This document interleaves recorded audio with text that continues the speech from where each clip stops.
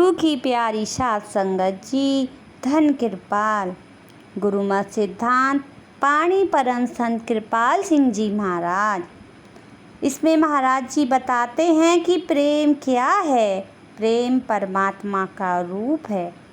सृष्टि की उत्पत्ति से पहले परमात्मा केवल चेतनता का अथाह सागर था। क्राइम विज्ञात स्वयंभू पूर्ण प्रेम और आनंद स्वरूप था। वह सब कुछ अपने आप में था। वह स्वयं के प्रेम में आनंद में मग्न था। उसका मूल रूप ही प्रेम था, किसी और के लिए नहीं, क्योंकि उसके अतिरिक्त और कोई नहीं था। वह प्रेम उसके अपने लिए ही था। प्रेम उसके व्यक्तित्व का सार था, जिसको प्रकट करने के लिए वह किसी और का मोहताज नहीं था। यह प्रेम की अकथनीय अवस्था है। हाँ, समझने के लिए तुम इस उदाहरण से कुछ अनुमान लगा सकोगे। तुम किसी मालिक के प्रेम में अभेद हो चुके व्यक्तित्व में लीन हो जाओ, इतना कि तुम अपने आप को भूल जाओ। तुमको तन मन का कोई बोध ना रहे तथा प्रेम के आधार के सिवाय और सब कुछ विस्मृत हो जाए, और उस मनोहर प्रीतम का ध्यान करते हुए तुम रस भरी मस्ती में खो जाओ।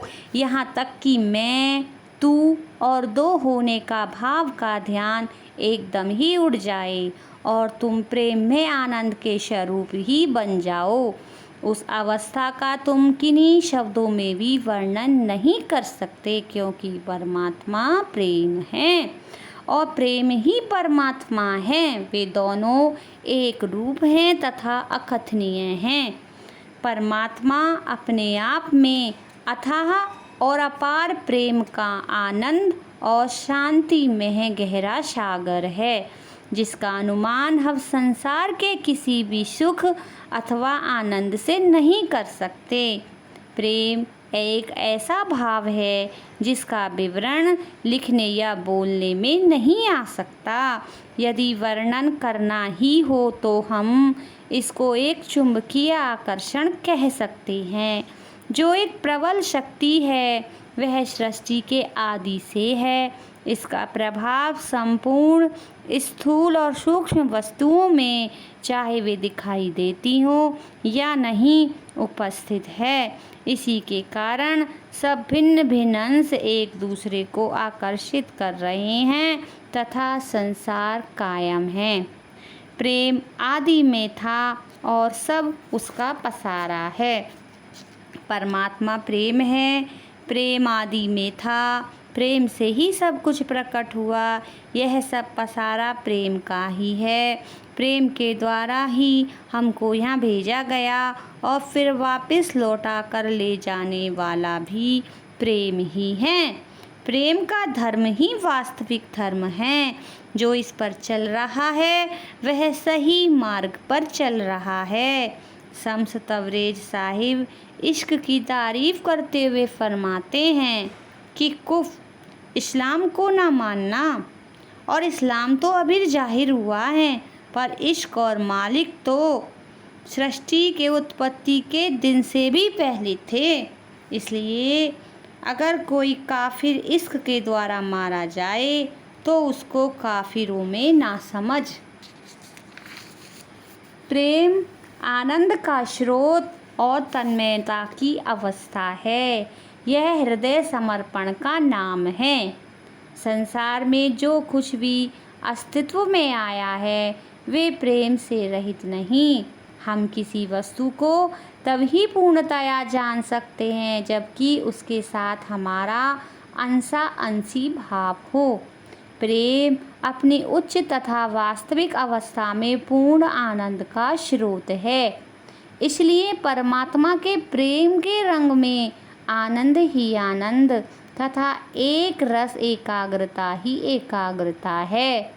प्रेम का अर्थ ही तन्मयता है और वह अलौकिक आकर्षण है जो किसी वस्तु विशेष के प्रति हो। प्रेम प्रेय धातु से निकला है, जिसका अर्थ है हृदय को भाने या सुहाने वाला प्यार। जिसमें आकर्षण हो। हृदय समर्पण प्यार का दूसरा नाम है।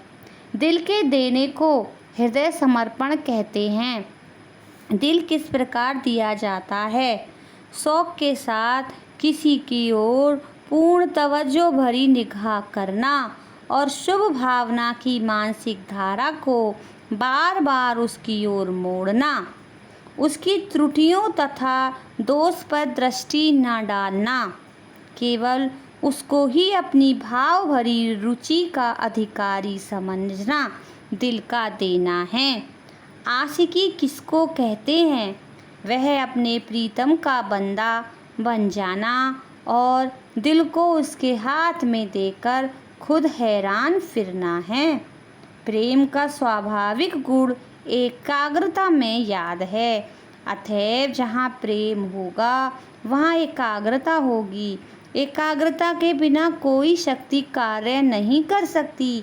किसी के रूप या गुण को देखकर उस पर दिल का आ जाना, उसको चाहना या उसके प्रति अनुराग होना प्रेम कहलाता है। प्रेम या इश्क आत्मा रूपी बूंद को मालिक रूपी समुद्र बना देने को कहते हैं। हाँ, यह दोनों लोगों की तृष्णा वासना से मुंह मोड़ जाने और उस प्रीतम से दिल के लग जाने को कहते हैं। इश्क में कमाल की महवियत यानी पूर्ण तल्लीनता है जो प्रेम के अत्यधिक हो जाने से उत्पन्न होती है। यह वह भाव है जिसमें अपने आप से बेसुधी और बेखबरी हो जाती है। इश्क या प्रेम का मार्ग एक फना दर फना के मुकाम में है, अपने आप को पूर्णता खो देने में है। प्रेमियों को ऐसे फना से सैकड़ों वका यानी अविनाशी पद प्राप्त होते हैं। गफलत बेसुधी नहीं, यह एक प्रकार की जागृति में जी उठना है और उस मालिक को सदा की चेतनता से जुड़ना है। प्रेम एक अथाह सागर है, इसका कोई अंत नहीं, यह बयान में नहीं आ सकता। धन कृपा।